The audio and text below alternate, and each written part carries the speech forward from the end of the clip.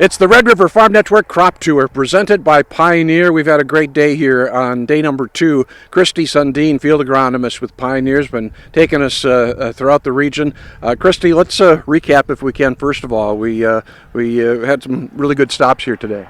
Yeah, so I took you across my western territory. Okay, so I have 2 territories. I actually cover northeast North Dakota, northwest Minnesota, and part of north central North Dakota. So we brought you on the western side of my territory from Langdon to Oberon down to Fezzen here. Mostly on the dry side. There are a couple pockets this spring that were a little wet, so there's some prevent plant in some of these pockets, but for the most side, I would say on the year we've been on the dry side. And more so as we go to the east? Yeah, more as you go to the east and actually northeast, so you get up to that northeast pocket, north of Highway 2, that's really where it was really dry. There are some areas up in there that, gosh, I would say they're 30% of normal rainfall.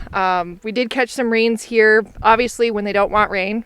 We caught rains last week and a little bit the week before that, so guys are ready to start harvest, and we kind of slowed them up a little bit. So I'd say spring wheat harvest and small grains are a little bit behind on that scale, but I guess we'll take the rain, I guess. Well, a good test of genetics is what kind of stress you put on that crop, and we throw a lot at it this year.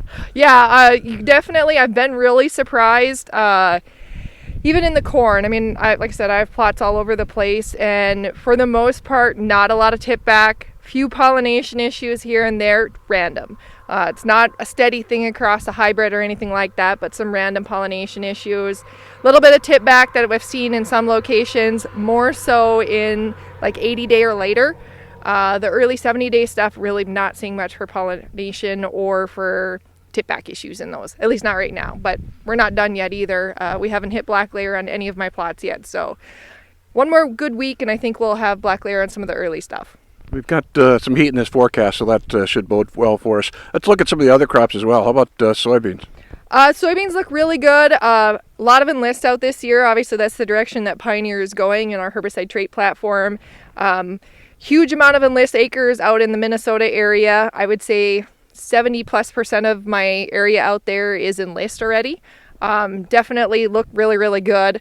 As we come to the west, smaller pockets of enlist. We had a little bit of dicamba movement issues, so some cupping on the soybeans, but honestly right now they've potted up really nicely. So I'm be interested to see what the combine shows, but I've had drift on some of my plots before and haven't seen it affect the yield unless it's tank contamination. So that's what it's all about. When we were at Oberon, you could just get down into those plants and you could see how well potted they were. Yeah, and that's one of our best locations, I would say. We had one there last year too for an enlist plot, and beautiful location. Those guys over there do a really nice job, so really happy with that location.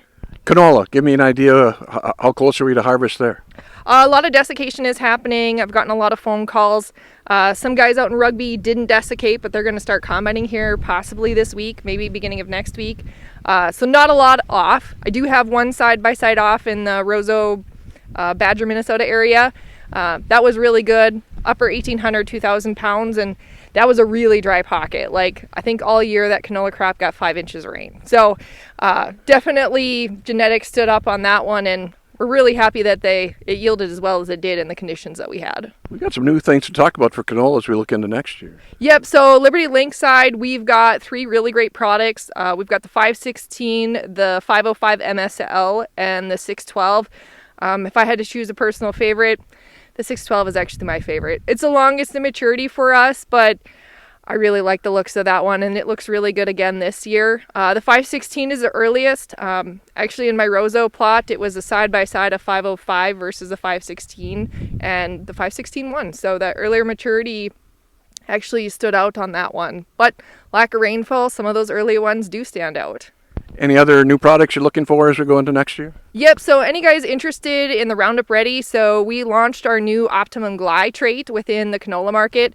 So that's a full quart rate that you can spray on there versus the smaller rates that we had before. You used to only be able to do like an 11 and 11.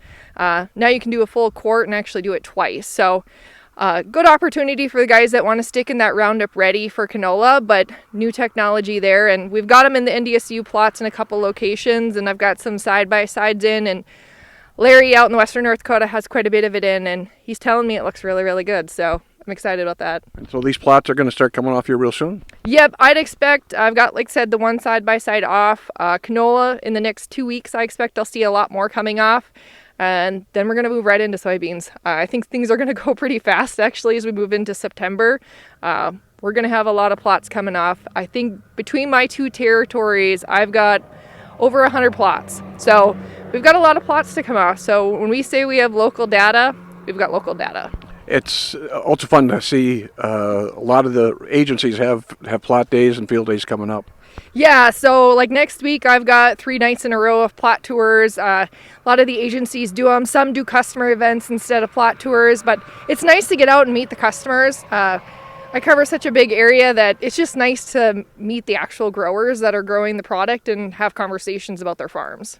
Well, again, we appreciate you hosting us today. It's been a great day. Yeah, no, it's been a wonderful day, and it feels like it's going to get hot, but it's just been slow to get there. Yeah, no doubt. We've been fighting Canadian smoke, it seems like, all week here to get started. Again, Kristie Sundeen with us as we bring you up to date on what's happening in the fields of northeast, north central North Dakota. The Red River Farm Network Crop Tour presented by Pioneer.